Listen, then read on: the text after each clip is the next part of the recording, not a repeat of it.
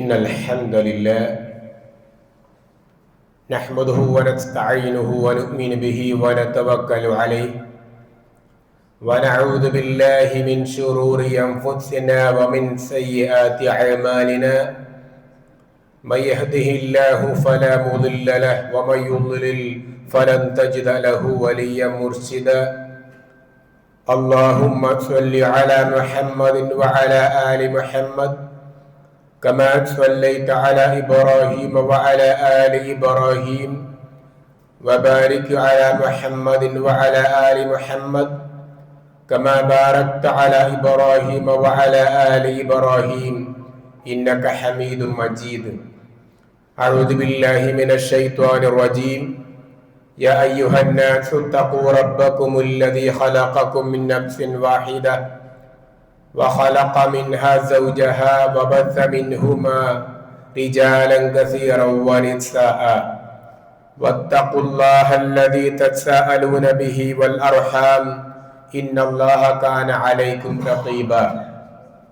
يا أيها الذين آمنوا اتقوا الله وقولوا قولا سديدا يصلح لكم أعمالكم ويغفر لكم ذنوبكم ومن يطع الله ورسوله فقد فاز فوزا عظيما. أما بعد فإن خير الكلام كلام الله وخير السنن سنن محمد صلى الله عليه وسلم وشر الأمور محدثاتها وكل محدثة بدعة وكل بدعة ضلالة وكل ضلالة في النار. بسم الله الرحمن الرحيم. يا أيها الذين آمنوا اتقوا الله حق تقاته ولا تموتن إلا وأنتم مسلمون.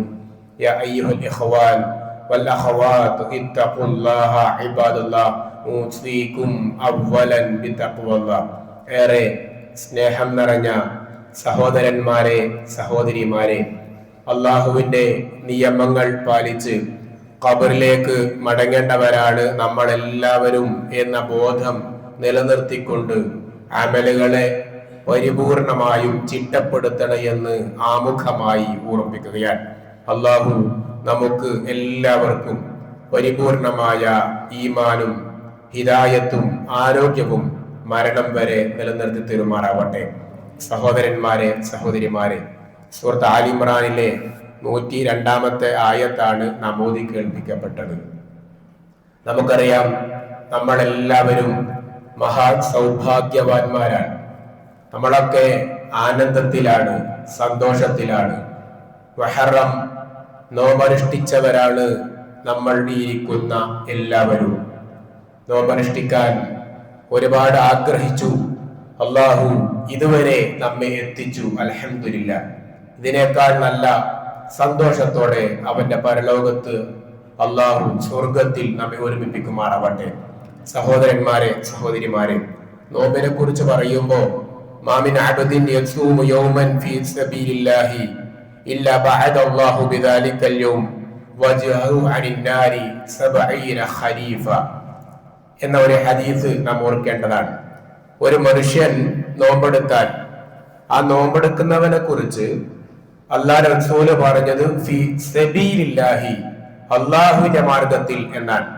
എന്താണ് അള്ളാഹുവിന്റെ മാർഗത്തിൽ നോമ്പെടുത്തവൻ എന്ന് പറഞ്ഞതിന്റെ ചുരുക്കം? ഈ കാലഘട്ടത്തിൽ ഒന്നുകൂടി അത് ഉൾക്കൊള്ളാൻ എളുപ്പമാണ്. മെക്സവൻ പോലെയുള്ള ഒരുപാട് കായിക പരിശീലന രംഗത്ത് പ്രവർത്തിക്കുന്നവർ പറയാറുള്ളത് നോമ്പെടുത്താൽ ആരോഗ്യപരമായി ഒരുപാട് മെച്ചമുണ്ടാകും എന്നാണ്. ഇടയ്ക്കൊക്കെ നോമ്പെടുക്കണം എന്നാണ് ചിലരൊക്കെ പറയാറുള്ളത്. അവർ നോമ്പിനെ പുകഴ്ത്തുന്നു, വാഴ്ത്തുന്നു, വാഴ്ത്തു പാട്ടുകൾ നടത്തുന്നു. അതിന്റെ കാരണം ആരോഗ്യമുണ്ടാകും എന്നാണ് ചിലരൊക്കെ പറയാറുള്ളത്. മാത്രമല്ല, മുസ്ലിങ്ങളല്ലാത്തവർ പോലും നോമ്പനുഷ്ഠിക്കുന്നവർ നമ്മുടെ സമൂഹത്തിൽ ഇന്ന് കാണുവാൻ സാധിക്കുന്നു എന്നുള്ളത് നമുക്കറിയുന്ന ഒരു കാര്യമാണ്.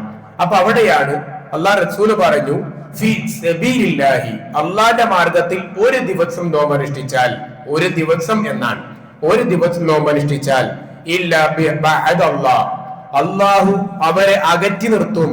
എന്തിൽ നിന്ന് അകറ്റി നിർത്തും? അനിന്നാരി 70 ഖരീഫൻ, നരകത്തിൽ നിന്നും അവരെ അകറ്റി നിർത്തും 70 ഖരീഫ, 100 വർഷത്തോളം അകറ്റി നിർത്തും എന്നൊരു ഹദീസിൽ വന്നിട്ടുണ്ട്. മറ്റൊരു ഹദീസ് പ്രകാരം ജഅലല്ലാഹു ബൈനഹു വബൈനൻ നാരി ഖന്ദഖ കമാ ബൈനസ് സമാഇ വൽ അർള്. ഒരാൾ ഒരു ദിവസം നോമ്പ് അനുഷ്ഠിച്ചാൽ ആ ഒരു ദിവസത്തിന്റെ നോമ്പിന്റെ പ്രത്യേകത ഫി സബീലില്ലാഹി, അല്ലാഹുവിന്റെ മാർഗത്തിൽ എന്ന് അടിവരയിടേണ്ടതാണ്. ഒരു ദിവസം ഒരാൾ നോമ്പ് അനുഷ്ഠിച്ചാൽ അവന്റെയും നരകത്തിന്റെയും ഇടയിൽ ഒരു ഖന്ദഖ്, ഒരു കുഴി, കിടങ്ങുണ്ടാകും എന്നാണ്. ഖന്ദഖ് യുദ്ധം നമ്മൾ കേട്ടവരാണ്. ഖന്ദഖ് എന്താണ് എന്ന് നമ്മൾ മനസ്സിലാക്കിയവരാണ്. ഒരു ഖന്ദഖ് തന്നെ ഉണ്ടാകുന്നതാണ്. കമാ ബൈനസ് സമാഇ വൽ അർളി, ഏതുപോലെയായി കുഴി ഉണ്ടാവുക, ഏതുപോലെയായി ഈ ഗ്യാപ്പ് ഉണ്ടാവുക? ബൈനസ് സമാഇ വൽ അർളി, ആകാശ ഭൂമികൾക്കിടയിൽ ഗ്യാപ്പ് ഉള്ളതുപോലെ അവർക്കും നരകത്തിനുമിടയിൽ കുഴി ഉണ്ടായിരിക്കുന്നതാണ്. ആകാശഭൂമി എത്ര ദൂരമുണ്ട്? നമ്മൾ ആരെങ്കിലും ആകാശത്തേക്ക് കല്ലെറിഞ്ഞെത്തിയിട്ടുണ്ടോ? ഇല്ല. അപ്പൊ ആകാശവും ഭൂമിയും തമ്മിൽ എത്രയാണോ അകൽച്ച ഉണ്ടാവുക, അതുപോലെയുള്ള ദൂരം ഒരാൾ ഒരു ദിവസം നോമ്പെടുത്താൽ നരകവും അവരും തമ്മിൽ ഉണ്ടായിരിക്കുന്നതാണ്. അല്ലാഹു നോമ്പുകാരെ ഉൾപ്പെടുത്തുമാറാകട്ടെ. അപ്പൊ ഇത്രമാത്രം പവിത്രമായ ഒരു ഹദീസ് ഓരോ സുന്നത്ത് നോമ്പ് അനുഷ്ഠിക്കുമ്പോഴും, തിങ്കളാഴ്ചയും വ്യാഴാഴ്ചയും 13, 14, 15 ഇങ്ങനെ ഓരോ സുന്നത്ത് നോമ്പുകൾ അനുഷ്ഠിക്കുമ്പോഴും നമ്മുടെ മനസ്സിലുണ്ടാവേണ്ടതാണ് എന്നാണ് ആമുഖമായി ഓർമ്മിക്കാനുള്ളത്. അത്രമാത്രം പവിത്രതയുണ്ട് എന്നാൽ ആകാശഭൂമികൾക്കിടയിൽ ഗ്യാപ്പ് ഉള്ളതുപോലെ എന്ന പ്രയോഗം നാം മനസ്സിലാക്കുക. മറ്റു നാം കേൾക്കാറുള്ള ഹദീസാണ് നോമ്പ് കാലങ്ങളിൽ ദഅവത്തുസ് സായിം, അല്ലാഹു പ്രാർത്ഥന സ്വീകരിക്കുന്ന ഒരുപാട് ആളുകൾ ഒരുപാട് സമയങ്ങൾ പറഞ്ഞിട്ടുണ്ട്. അതിൽ നമുക്കറിയാവുന്നത് ഒന്ന് മാതാപിതാക്കളുടെ പ്രാർത്ഥനയാണ്. ഈ കാലഘട്ടത്തിൽ ലഹരിയുമായി ബന്ധപ്പെട്ട് വലിയൊരു പേടിയിലാണ് രക്ഷിതാക്കന്മാർ. മക്കൾ 15 ആയാലും 25 വയസ്സായാലും രക്ഷിതാക്കന്മാർക്ക് പേടിയാണ്, എന്റെ മോൾ അതിൽ അകപ്പെട്ടു പോകുമോ എന്നുള്ളത്. ഇവിടെയാണ് നാം ഓർക്കേണ്ട ഒരു ഹദീസ്, ദഅവത്തുൽ വാലിദ്, മാതാപിതാക്കളുടെ പ്രാർത്ഥന, മക്കൾക്ക് വേണ്ടിയുള്ള പ്രാർത്ഥന അല്ലാഹു സ്വീകരിക്കുന്ന ഒരു പ്രാർത്ഥനയാണ്. അതുപോലെ പറഞ്ഞ മറ്റൊരു ഹദീസാണ് ദഅവത്തുസ് സായിമി ഹത്താ യുഫ്തിറ, നോമ്പുകാരന്റെ പ്രാർത്ഥന അത് നോമ്പ് തുറക്കുന്നത് വരെ അല്ലാഹു സ്വീകരിക്കും എന്നാണ്. ആ സ്വീകരിക്കുമെന്ന് മാത്രമല്ല, അല്ലാഹുവിന്റെയും ആ നോമ്പുകാരുടെയും ഇടയിൽ ഒരു മറയും ഉണ്ടായിരിക്കുകയില്ല എന്നാൽ. നേർക്ക് നേരെ ഒരു മറയുമില്ലാതെ, ഒരു ഗ്യാരണ്ടിയും ഒരു പ്രയാസവും ഇല്ലാതെ പ്രാർത്ഥന സ്വീകരിക്കുന്ന ഒരു പ്രാർത്ഥനയാണ് നോമ്പുകാരന്റെ പ്രാർത്ഥന. മറ്റൊരു ഹദീസിൽ വന്നത് ഇൻദ ഫിത്രിഹി എന്നാണ്. നോമ്പുകാരൻ രാവിലെ അത്താഴം കഴിച്ചത് മുതൽ നോമ്പ് മുറിക്കുന്നതുവരെ ഉള്ള പ്രാർത്ഥന പോലെ തന്നെ ഇൻദ ഫിത്രിഹി, നോമ്പ് തുറക്കുമ്പോഴുള്ള പ്രാർത്ഥനക്കും വളരെ പ്രാധാന്യമുണ്ട്. അതും അല്ലാഹു സ്വീകരിക്കുന്ന പ്രാർത്ഥനയാണ്. ഇന്ന് നോമ്പനുഷ്ഠിച്ചവർ ശ്രദ്ധിക്കേണ്ടത്, റമളാനിൽ നാം വളരെ പവിത്രതയോടെയാണ് നോമ്പിനെ കാണുക. റമളാനിൽ നോമ്പനുഷ്ഠിച്ചവരും മറ്റുള്ള സുന്നത്ത് നോമ്പനുഷ്ഠിച്ചവരും തമ്മിലുള്ള വ്യത്യാസം എന്ന് പറയുമ്പോൾ, റമളാനിൽ നാം കൃത്യമായി സുന്നത്തുകൾ ഒഴിയാതെ അനുഷ്ഠിക്കാറുണ്ട്. എന്നാൽ മറ്റുള്ള സുന്നത്ത് നോമ്പുകളിൽ പ്രാർത്ഥനയും ഖുർആൻ പാരായണവും ഒക്കെ പലപ്പോഴും കുറഞ്ഞു പോകാറുണ്ട്. ആ ഒരു ശ്രമം, ആ ഒരു അശ്രദ്ധ നാം പലപ്പോഴും ശ്രദ്ധിക്കേണ്ടതാണ്. അതുകൊണ്ട് തന്നെ ഇന്ന് നോമ്പനുഷ്ഠിച്ചവർ പ്രത്യേകിച്ച് മനസ്സിലാക്കേണ്ടത്, ഞാൻ നോമ്പുകാരനാണ്, അതുകൊണ്ട് തന്നെ എന്റെ പ്രാർത്ഥനക്ക് ഉത്തരം കിട്ടാൻ സാധ്യതയുണ്ട്. സാമ്പത്തിക വിഷയം, കടബാധ്യതകൾ, മക്കളില്ലാത്ത പ്രശ്നം, നാട്ടിലെ സമാധാനം, വീട്ടിലെ സമാധാനം, കുടുംബത്തിന് സമാധാനം, ഇങ്ങനെ നമ്മുടെ സമൂഹത്തിന് പ്രശ്നങ്ങൾ, നമ്മുടെ മക്കളുടെ പ്രശ്നങ്ങൾ, മക്കളുടെ ബുദ്ധിപരമായ പ്രയാസം, നമ്മുടെ ശാരീരിക പ്രയാസം, ആരോഗ്യ പ്രയാസം, ഇങ്ങനെ ഒരുപാട് കാര്യങ്ങൾ നമുക്ക് റബ്ബിനോട് പറയാറുണ്ട്. ഓർമ്മ വരുമ്പോഴൊക്കെ നാം പ്രാർത്ഥിക്കുക. ഇന്ന് വൈകുന്നേരം 6:50 ശേഷം ബാങ്ക് വിളിക്കുന്ന സമയമാകുന്നത് വരെ ഓരോ കാര്യങ്ങൾ മെനക്കെട്ടുകൊണ്ട് ബോധപൂർവമായി എടുത്തെടുത്ത് അള്ളാഹുവോട് പ്രാർത്ഥിക്കുവാനുള്ള ശ്രദ്ധ നമുക്കുണ്ടാവണം എന്ന് ഓർപ്പിക്കാൻ, നോമ്പ് മുറിക്കുമ്പോഴുള്ള പ്രാർത്ഥനയും നാം മറന്നു പോകാൻ പാടില്ല എന്ന് സൂചിപ്പിക്കണം. അതേപോലെ തന്നെ നോമ്പിനെ കുറിച്ച് പറയുമ്പോൾ പലപ്പോഴും പറയാറുണ്ട്, രണ്ട് സന്തോഷമുള്ള നേരം. അത് നമുക്ക് ഇന്ന് നോമ്പെടുത്തവർക്ക്, ഇന്നലെ നോമ്പനുഷ്ഠിച്ചവർക്ക്, സുന്നത്ത് നോമ്പനുഷ്ഠിച്ചവർക്കും കിട്ടാനുള്ളതാണ് രണ്ട് സന്തോഷം. ഒന്ന് നോമ്പ് തുറക്കുമ്പോഴാണ്, മറ്റൊന്ന് പരലോകത്തുമ്പോഴാണ് എന്നുള്ളതാണ്. മറ്റൊരു കാര്യമാണ്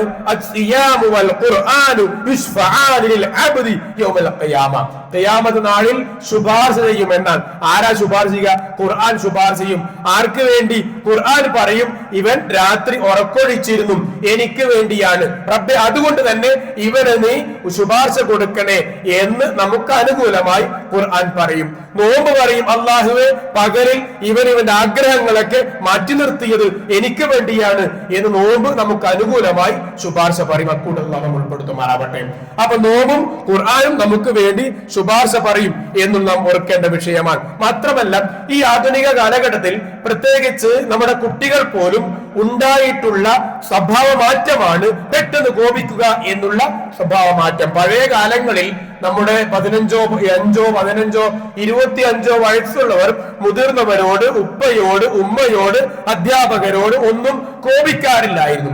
എന്നാൽ ഇന്നത്തെ മക്കളോട് ഒന്നും പറയാൻ പറ്റാത്ത അവസ്ഥയാണ് എന്നാണ് മുതിർന്നവർ പറയാറുള്ളത്. ഇത് ആധുനിക കാലഘട്ടത്തിന്റെ ഒരു സ്വഭാവമായിട്ടാണ് നമുക്ക് മനസ്സിലാക്കുവാൻ സാധിക്കുന്നത്. പെട്ടെന്ന് തിരിച്ചു പറയുന്ന, പെട്ടെന്ന് തിരിച്ചടിക്കുന്ന, പെട്ടെന്ന് കോപിക്കുന്ന ഒരു പ്രകൃതമാണ് ഇന്നത്തെ തലമുറയിൽ നാം കാണുന്നത്. അതിനുള്ള പരിഹാരമാണ് നോമ്പ് എന്ന് നമുക്ക് വിശദീകരിക്കുവാൻ സാധിക്കുന്നു. മാത്രമല്ല, സോഷ്യൽ മീഡിയയിൽ അമിതമായി സമയം കളയുമ്പോൾ നാം മനസ്സിലാക്കേണ്ടത്, ഈ സോഷ്യൽ മീഡിയയിൽ സമയം കളയുന്നതിലൂടെ കുടുംബ ബന്ധം എന്നുള്ള പ്രാധാന്യം കുറഞ്ഞു പോയിക്കൊണ്ടിരിക്കുന്നു.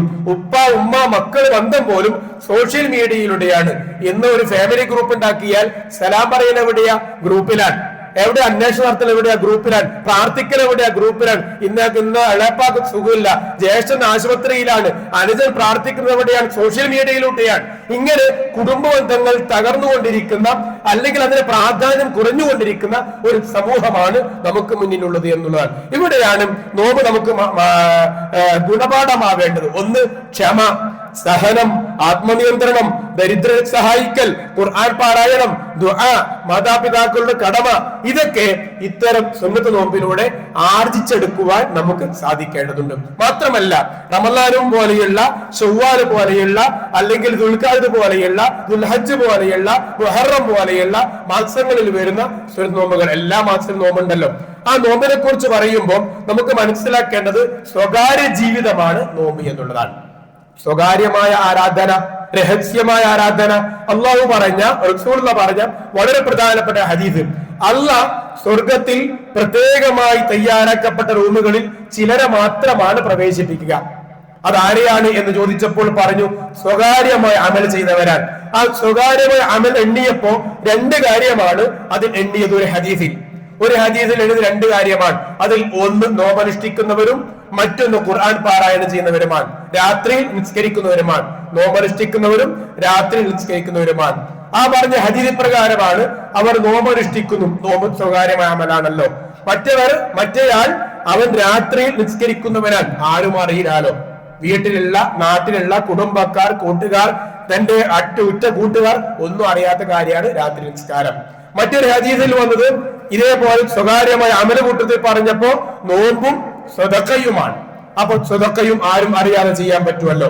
അപ്പൊ സ്വകാര്യമായ അമലിൽ എണ്ണിയ ഒരു പ്രവർത്തനമാണ് നോമ്പ് എന്നുള്ളത്. കാരണം അതുകൊണ്ടാണ് റസൂലുള്ളാഹി പറഞ്ഞത്, അള്ളാഹു പറഞ്ഞതായ ഹദീസായി പറഞ്ഞത്, നോമ്പിന്റെ കൂലി ഞാനാണ് കൊടുക്കുക. ആരാണ് ഞാൻ? അള്ളയാണ് കൊടുക്കുക. അപ്പൊ ബാക്കി എല്ലാ കൂലി ആരാ കൊടുക്കുക? അള്ള തന്നെയാണ്. പക്ഷെ എന്താണ് ആ നോമ്പ് എന്നുള്ളത്? ഒരു ആത്മബന്ധമാണ്. നോമ്പിനെ കുറിച്ച് ശൈഖുൽ ഇസ്ലാം ഇബ്നു തൈമിയ്യ പറഞ്ഞത് സ്വകാര്യ സംഭാഷണം എന്നാണ്. നോമ്പ് എന്ന് പറഞ്ഞാൽ അതൊരു സ്വകാര്യ സംഭാഷണമാണ് എന്നാണ് നോമ്പിനെ കുറിച്ച് പണ്ഡിതന്മാരൊക്കെ വിശദീകരിച്ചത്. അത് അള്ളയും അവനവനും തമ്മിലുള്ള സ്വകാര്യമായ ഇടപാടാണ് നോമ്പ്. അത് വേറെ ആർക്കും അറിയാൻ കഴിയില്ല. ഇന്ന് മുഹറത്തിന് നോമ്പ് എനിക്കുണ്ടോ എന്ന് നിങ്ങൾക്ക് ഒരാൾക്കും പ്രഖ്യാപിക്കാൻ സാധ്യമല്ല. നിങ്ങളെ കുറിച്ച് തിരിച്ചു. ശരിയല്ലേ? അപ്പൊ നോമ്പ് എന്നുള്ളത് അവനവന് മാത്രമേ നിർണയിക്കാൻ സാധ്യമാവുകയുള്ളൂ. അതുകൊണ്ട് തന്നെ നോമ്പ് എന്നുള്ളത് അവനവനും അവന്റെ റബ്ബും തമ്മിലുള്ള ഒരു സ്വകാര്യമായ സംഭാഷണമാണ് എന്ന് പണ്ഡിതന്മാർ പറഞ്ഞു. അതുകൊണ്ട് തന്നെ നാം ഈ നോമ്പിൽ ആരും അറിയാതെ ഒറ്റയ്ക്കിരുന്ന് ആയത്തോതാൻ ശ്രദ്ധിക്കുക. ആരും അറിയാതെ ഒരു സ്വകാര്യമായ അമല്, ഒരു സ്വകാര്യമായ സ്വതക്ക ചെയ്യാൻ നമ്മൾ ശ്രദ്ധിക്കുക. രഹസ്യമായി ദിക്ർ ചൊല്ലുക. എന്തൊക്കെ ദിക്റുകൾ ചൊല്ലാനുണ്ട്, അത് ഒരു ദിക്റെങ്കിലും ഇന്ന് നമ്മൾ ചൊല്ലണം. ഒരു ദിക്റെങ്കിലും, ഏതെങ്കിലും ഒരു ദിക്ർ, ഒരായത്തെങ്കിലും സ്വകാര്യമായി നമ്മൾ ഓതണം. ഒരായത്തെങ്കിലും. അല്ലാഹു ലാ ഇലാഹ ഇല്ലാ ഹുവൽ ഹയ്യുൽ ഖയ്യൂം അതിനെ കുറിച്ച് അത് ഒരായത്താണ് മുഴുവൻ ഓതിയാൽ അല്ലെ. ഖുൽ ഹുവല്ലാഹു അഹദ് ഒരായത്താണ്. ഒരായത്തെങ്കിലും ആരും അറിയാതെ നമുക്കിന്ന് ഓതാൻ കഴിയണം. സദഖയിൽ ആരും അറിയാതെ എന്തെങ്കിലും ഒന്ന് ചെറിയൊരു തുകയെങ്കിലും കൊടുക്കാൻ നമുക്കിന്ന് കഴിയണം. ആരും കാണാതെ, ആരും അറിയാതെ ഞാൻ എത്ര കൊടുത്തു എന്ന് ആരെയും അറിയിക്കാതെ ചെയ്യാൻ പറ്റണം. ഒരു പ്രാർത്ഥനയെങ്കിലും മറ്റുള്ളവർക്ക് വേണ്ടി നടത്താൻ നമുക്ക് കഴിയണം. ജ്യേഷ്ഠൻ, അനുജൻ, ഉപ്പ, ഉമ്മ, കൂട്ടുകാരൻ, കൂട്ടുകാരി, ഇങ്ങനെ ആരൊക്കെയോ ഉണ്ട് നമ്മുടെ പ്രാർത്ഥനയ്ക്ക് വേണ്ടി വസീയത്ത് ചെയ്തവർ. അവർക്ക് വേണ്ടി പ്രാർത്ഥിക്കാൻ നമ്മൾ തയ്യാറാവണം. ആ രൂപത്തിൽ നമ്മുടെ നോമ്പിനെ പരിപൂർണമായും മുതലാക്കുവാൻ നമ്മൾ ശ്രദ്ധിക്കുക. അല്ലാഹു തൗഫീഖ് നൽകുമാറാവട്ടെ.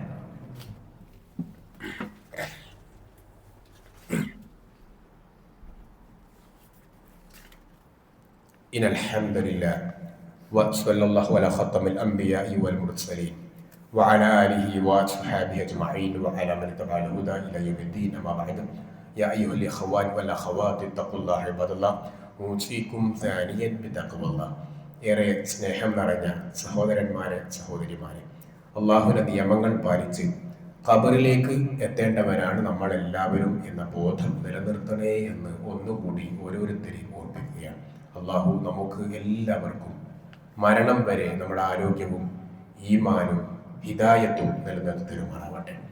സഹോദരന്മാരെ, സഹോദരിമാരെ, ജൂൺ 26 ഇന്ന് നമുക്കറിയാം ലോകാടിസ്ഥാനത്തിൽ ലഹരി വിരുദ്ധ ദിനമായിട്ടാണ് പ്രഖ്യാപിച്ചിട്ടുള്ളത്. നമ്മുടെ ഈ വർഷത്തെ ലഹരി വിരുദ്ധ ആചരണത്തിന്റെ ഭാഗമായി സന്ദേശം ലഹരിയെ തുടച്ചു നീക്കാം, അതിജീവനത്തിന്റെ കരുത്തേകാം എന്നാണ്. മിക്കവാറും ഇന്ന് എല്ലാ മിമ്പറുകളിലും ഈ വിഷയമാണ് ഉണ്ടാവുക. പക്ഷെ നോമ്പനുഷ്ഠിച്ച നമുക്ക് മുന്നിൽ നോമ്പിനെ കുറിച്ചും കുറച്ച് പറയേണ്ടതുണ്ട് എന്നുള്ളത് കൊണ്ടാണ് നാം ഇന്ന് നോമ്പിനെ കുറിച്ച് പറയാൻ ശ്രദ്ധിച്ചത്. നമുക്കറിയാം, ലോകത്ത് ദശലക്ഷക്കണക്കിന് ജനങ്ങളെ ബാധിക്കുന്ന വിപത്താണ് ലഹരി. ലഹരിയുടെ മാരകമായ ആ ഉപദ്രവം നമുക്ക് അറിയാം. ഏതായാലും കേരള സർക്കാരും ആവിഷ്കരിച്ച തൂഫാൻ പദ്ധതിയും നാം മനസ്സിലാക്കിയതാണ്. അതിന്റെ കണക്കുകളൊന്നും നിങ്ങളെ മുന്നിൽ ബോധിപ്പിക്കേണ്ടതില്ല. ഏതായാലും ഈ വിഷയത്തിൽ നമ്മൾ പോരാളികളാവണം എന്നാണ്. അതിൽ എന്തും നമുക്ക് ചെയ്യാൻ പറ്റുമെന്നൊരു ചിന്ത നടത്തേണ്ടതുണ്ട്. മറ്റൊരു വിഷയമാണ്, ഇന്നും നാളെയുമായി നമ്മുടെ കേരള ഗവൺമെന്റ് ഡ്രൈ ഡേ ആയി ആചരിക്കുകയാണ്. അതായത് വ്യാപകമായി വളർന്നുകൊണ്ടിരിക്കുന്ന മാരക രോഗങ്ങൾ, പകർച്ചവ്യാധികൾ തടയാൻ വേണ്ടി ഡ്രൈ ഡേ ആയി പ്രഖ്യാപിച്ചിരിക്കുന്നു. സ്കൂൾ തലങ്ങളിൽ, കോളേജ് തലങ്ങളിലൊക്കെ ഇന്നലെ അതിന്റെ പ്രചരണം നടത്തി കഴിഞ്ഞു.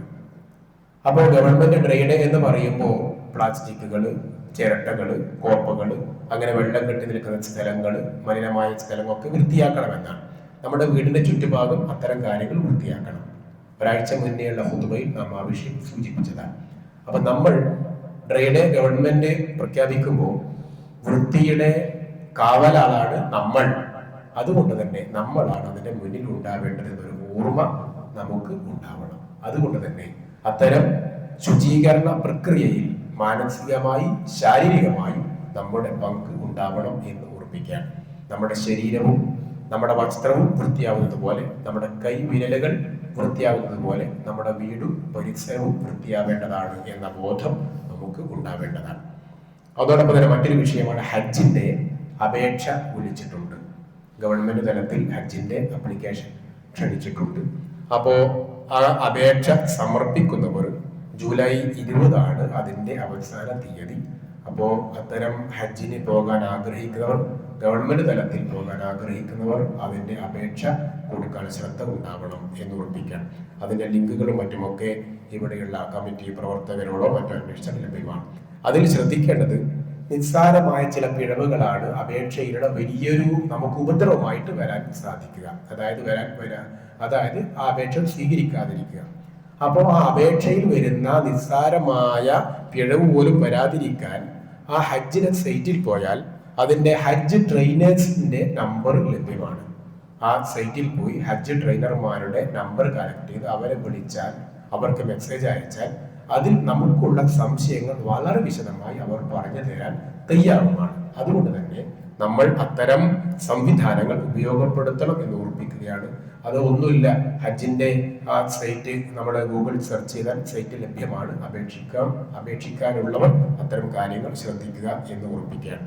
ഇത്തരം കാര്യങ്ങൾ നാം ആ വിഷയവുമായി ബന്ധപ്പെട്ട് ശ്രദ്ധിക്കേണ്ടതാണ്. പിന്നെ മറ്റൊരു കാര്യം പറയുന്നത് ഖുർആൻ ക്ലാസ്സാണ്. നമ്മുടെ ഈ പള്ളിയിൽ എല്ലാ ബുധനാഴ്ചയും മഗ്‌രിബിന് ശേഷം ഖുർആൻ ക്ലാസ് നടക്കുന്നുണ്ട്. ഇപ്രാവശ്യം നമ്മൾ കഴിഞ്ഞത് സൂറത്തുൽ ഹജ്ജാണ് കഴിഞ്ഞത്. അതിന് മുന്നേ സൂറത്തുൽ അംബിയ കഴിഞ്ഞു. ഇനി ഇൻഷാ അല്ലാഹ് തുടങ്ങാൻ സൂറത്തുൽ മുഅ്മിനൂനാണ്. അപ്പോൾ നമ്മുടെ പള്ളിയിൽ വരുന്ന എല്ലാവരും ആ ക്ലാസ്സിൽ പങ്കെടുക്കാൻ ശ്രദ്ധിക്കണം. പുരുഷന്മാർക്കാണ് ഇപ്പോൾ നിലവിൽ സാഹചര്യമുള്ളത്. അതുകൊണ്ട് തന്നെ മിക്കവാറും എല്ലാ പുരുഷന്മാരും ബുധനാഴ്ച മഗ്‌രിബിൽ ഈ ക്ലാസ്സിൽ പങ്കെടുക്കാൻ ശ്രദ്ധിക്കണം എന്നുള്ളതാണ്.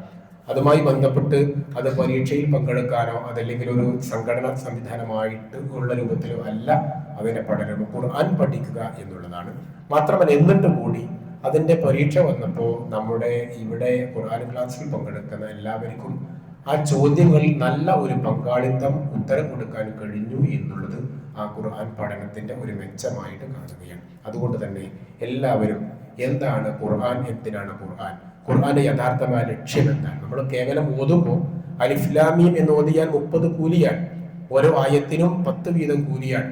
പക്ഷെ അതോടൊപ്പം ഖുർആനിന്റെ അവതരണ ലക്ഷ്യം നമ്മൾ അത് പഠിക്കുക എന്നുള്ളതാണ്. സൂറത്തുൽ ജുമുഅയിൽ പറഞ്ഞൊരു പ്രയോഗം ഉണ്ടല്ലോ, ചില ആളുകൾ മസലുല്ലദീന ഹുമ്മിലു തൗറാത്ത സുമ്മ ലം യഹ്മിലുഹാ, ചില ആളുകൾ കഴുതകളെ പോലെയാണ്.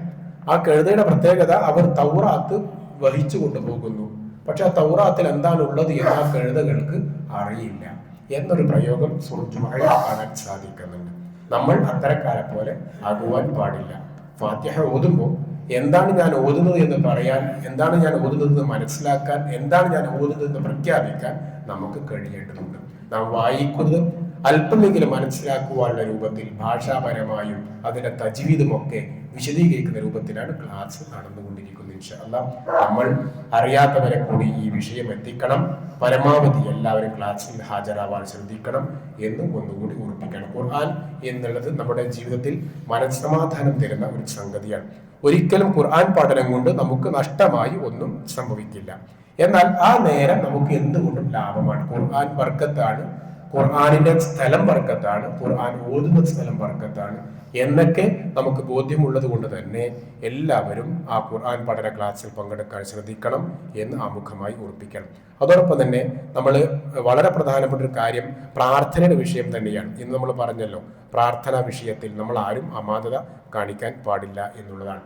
ഒന്നുകൂടി ആവർത്തിക്കുകയാണ്. നമ്മുടെ ഹജ്ജിന്റെ അപേക്ഷ പറഞ്ഞപ്പോൾ ഒന്നുമില്ല, കേരള ഹജ്ജ് കമ്മിറ്റി അല്ലെങ്കിൽ കേരള hajj.com എന്ന് അടിച്ചാൽ തന്നെ നമുക്ക് ആ സൈറ്റ് ലഭ്യമാണ്.